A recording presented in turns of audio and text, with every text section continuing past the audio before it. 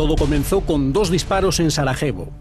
El 28 de junio de 1914, el archiduque de Austria, Francisco Fernando, y su mujer, Sofía, son asesinados por el nacionalista serbio Gavrilo Princip. Sus ataúdes fueron trasladados por mar desde Sarajevo a Trieste. Fueron desembarcados en el muelle de Trieste, desde el que salió el primero de los 3 solemnes funerales de Estado del archiduque.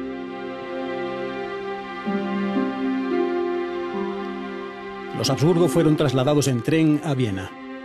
La chispa para la guerra saltó de Sarajevo a través de Trieste y llegó al corazón del Imperio Austrohúngaro. Se acabó la Belle Époque, que había hecho del Trieste de los Habsburgo la segunda ciudad del imperio. Algunos años antes, el anfitrión de la princesa Marie von Thurn and Taxis en el castillo de Duino, el poeta Rainer Maria Rilke, comenzó a escribir las elegías del Duino. En plena decadencia del Imperio Austrohúngaro, reflejan el fin de un mundo que simboliza Occidente. Con la entrada de Italia en la guerra en 1915, los alrededores del castillo de Duino se transforman en una red de trincheras. El continente más avanzado del planeta se hunde en la guerra más letal jamás conocida. Durante 53 meses, millones de soldados reclutados a la fuerza sufrieron en las trincheras y a campo abierto la degradación diaria y el horror. En las trincheras, el enemigo está a solo 30 o 40 metros. Se percibían los olores de los alimentos, las canciones, la enfermedad, la muerte. El periodista Paolo Rumich ha vuelto consternado de un recorrido por la zona. Este viaje a la Gran Guerra me ha vuelto ultraeuropeo. Pero, si me he hecho mucho más europeo, por otro lado, también estoy mucho más preocupado por el destino de Europa, por lo que sucede en Ucrania, donde hay una revolución. Y esta revolución es hija de la inestabilidad nacida en 1914.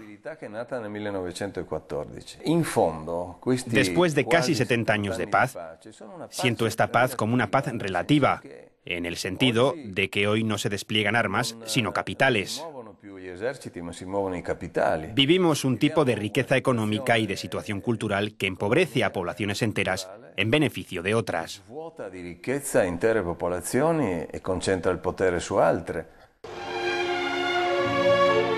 Una vez desatado el monstruo de la guerra, es muy difícil pararlo. Me parece inconcebible que en el gran concierto desafinado que conmemora 1914, Europa no sea capaz de imponer un punto de vista común sobre la base de la compasión por el gran acontecimiento de 1914. No es posible que la memoria de 1914 esté compuesta por el silencio de los alemanes, las fanfarrias de los franceses, la nostalgia y los redobles de tambor británicos y su nostalgia de la Commonwealth perdida, o la retórica de los italianos. Para mí todo esto es inútil.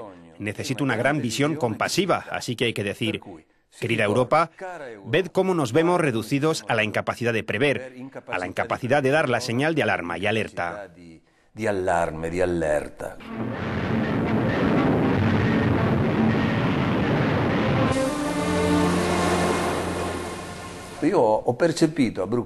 Sentí en Bruselas esta dificultad para hablar de la guerra, el miedo a ofender la sensibilidad de uno u otro beligerante o miembro de la Unión.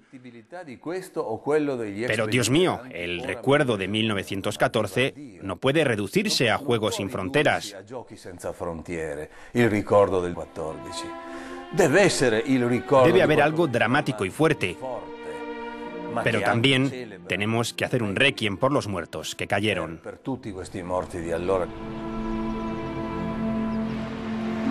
Uno de los cafés de los patriotas italianos en 1914 fue el San Marcos de Trieste.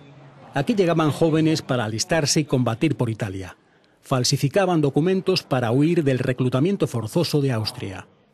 La asociación Raíces Futuras recuerda el centenario de la Primera Guerra Mundial con el proyecto Comunicación de la Gran Guerra a los jóvenes.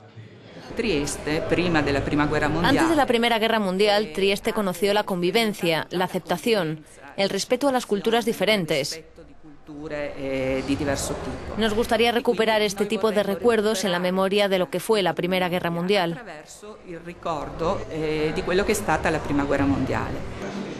Son muchos los jóvenes europeos que han seguido el proyecto con entusiasmo.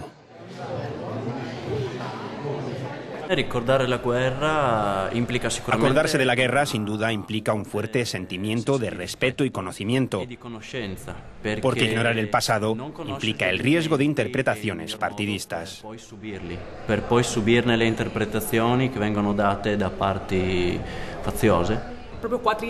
Aquí en Trieste tenemos muchas placas, monumentos, sitios que se remontan a la época de la Gran Guerra y se ven todos los días. Creo que sobre todo los jóvenes que no tienen ninguna relación con este periodo no se dan cuenta de todo ello. Los recuerdos de la Gran Guerra también pertenecen tanto a los que no la han experimentado directamente como a los que la han sufrido. El escritor y dramaturgo italo-húngaro Giorgio Presbarger escapó de la Budapest soviética de los años 50. Uno de mis abuelos luchó aquí en Italia como soldado húngaro. Le hirieron en un riñón y le evacuaron. Así que después de la guerra vivió con un solo riñón y el otro también le falló. Acabó en un hospital de Budapest, donde se suicidó. El suicidio de mi abuelo fue una de las tragedias de mi infancia.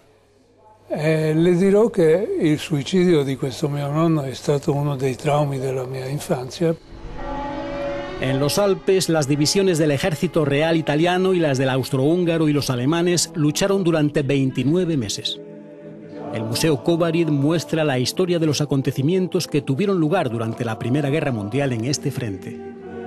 Aquí se vivieron 2 años y medio de guerra y muerte que incluye la Segunda Batalla de Isoncho, una de las más mortíferas de la historia. 500 fotos, cientos de objetos, mapas en relieve gigantes recuerdan la masacre cerca del río Socha. Decidimos que nuestro enfoque al narrar estas historias no era el de dividir a la gente que combatió en buenos y malos. Así que tratamos a todas las naciones por igual. Para nosotros, la historia es importante y no algo para etiquetar quién es el bueno o el malo de la película. En el museo, un autómata hace el papel de un soldado italiano alpino que escribe a su familia. Es el símbolo de todos los combatientes de esta guerra.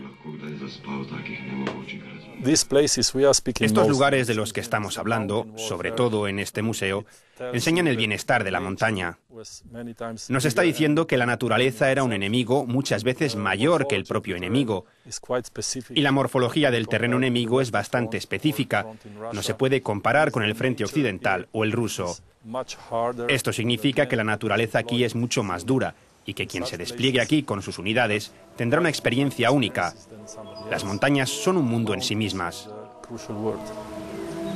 Hoy no se puede empezar una guerra sin preguntarse: oh muerte, ¿dónde está tu victoria?